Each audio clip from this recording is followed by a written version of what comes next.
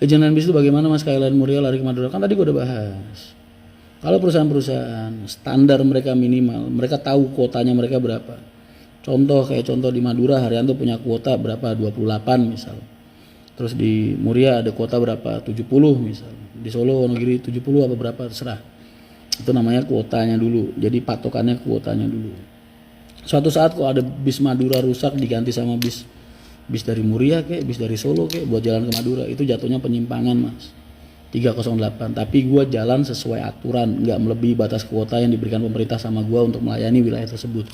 Itu yang gue maksud kenakalan. Dan itu hal wajar yang dilakukan oleh semua PO. Karena nggak mungkin kalau bisa rusak terus penumpangnya mau dibuang, udah lu naik angkot aja sono, bis gue nggak bisa jalan, nggak mungkin. Perusahaan pasti jaga pelayanan dengan menyediakan armada pengganti lain, satu PO, satu bendera, satu kelas pelayanan. Nah, hanya saja KPS-nya yang berbeda. Paham sampai situ Tong? Beda sama kayak misalnya gue nggak punya kuota sama sekali di Muria nih, 0 kuota gue di Muria.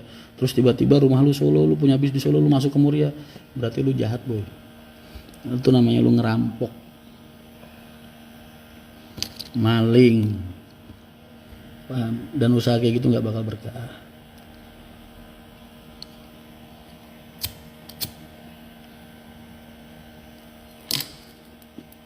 Kenapa awal-awal masuk Wonogiri pakai KPS Bintang Laut? Ini udah pernah gue jelasin banget. Dulu di Wonogiri, Haryanto masuk, gue ngajuin 28 KPS gue, termasuk KPS Pacitan. 5 Pacitan, 23 Wonogiri, Purwantoro, Praci, dan lain-lain.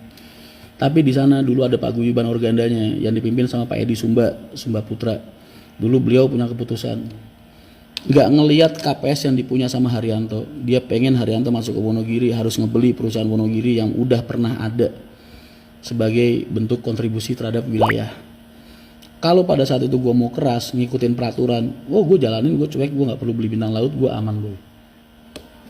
Tapi karena gue menghargai pribumi, menghargai pengusaha lokal, dan gue menghargai keputusan mereka, gue beli Bintang Laut. Se-PT-PT-nya strike-nya gue beli. Tuh, buat nolong sana, buat dianggap mereka itu bentuk kontribusi gue sama Wonogiri. Tapi sejak itu terakhir gue aja tuh, yang habis-habis gue nggak ada peraturan kayak gitu karena organanya bubar.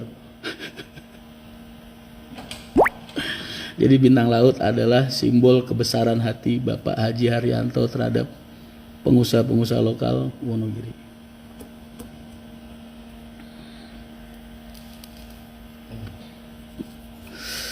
Genggam tanganku sayang. Paham sampai di situ, adik-adik?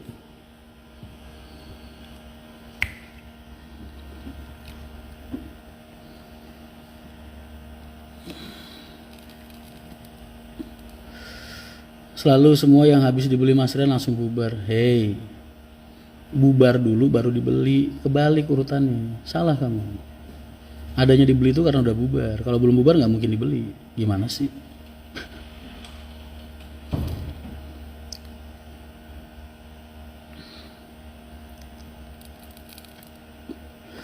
Satu Mas yang belum paham, apa?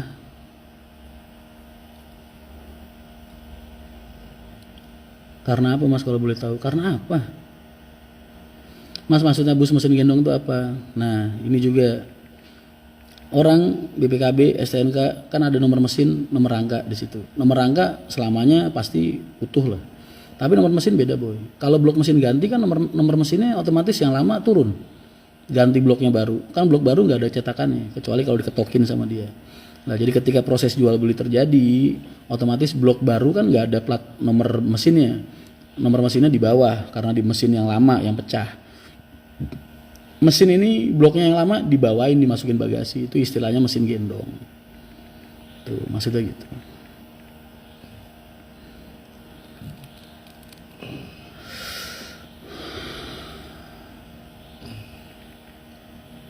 Genggam tanganku sayang,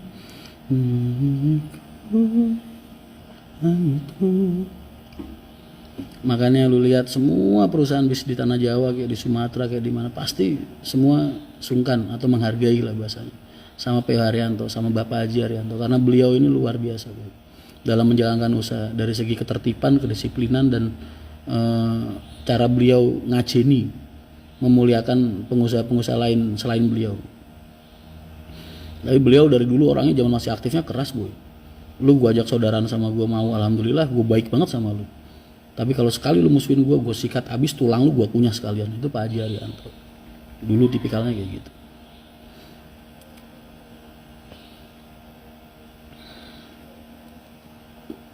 Dan itu nurun ke gue sifat itu. Makanya gue kalau lagi diadang, diganggu sama preman di jalan, yang udah mulai nyolek-nyolek armada, nyolek-nyolek bis, omongan gue sama kayak beliau zaman dulu. Simple. Lu mau jadi saudara gue, lu minta berapa, lu minta kompensasi apa, gue turutin. Tapi kalau lu mau jadi musuh gue lebih suka lagi. Mudik gratis itu berarti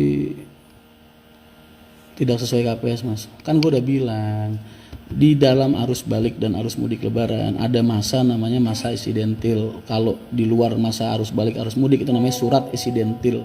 Surat di mana dikeluarkan oleh dinas setempat untuk bikin privilege sama sebuah armada keluar dari jalur